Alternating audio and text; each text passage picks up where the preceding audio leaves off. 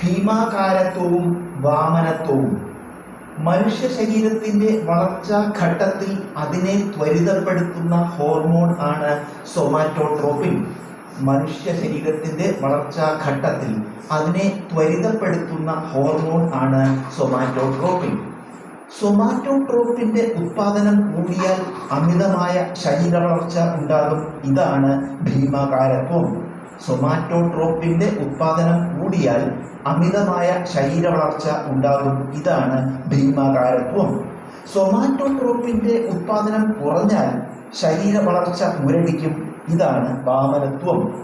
സൊമാറ്റോട്രോപ്പിൻ്റെ ഉത്പാദനം കുറഞ്ഞാൽ ശരീര വളർച്ച മുരടിക്കും. ഇതാണ് വാമനത്വം. വളർച്ചാ ഘട്ടത്തിന് ശേഷവും സൊമാറ്റോട്രോപ്പിൻ അമിതമായി ഉത്പാദിപ്പിക്കപ്പെട്ടാൽ മുഖം, താടിയെല്ല്, വിരലുകൾ എന്നിവിടങ്ങളിലെ അസ്ഥികൾ വളരുന്ന സാഹചര്യം ഉണ്ടാകാം.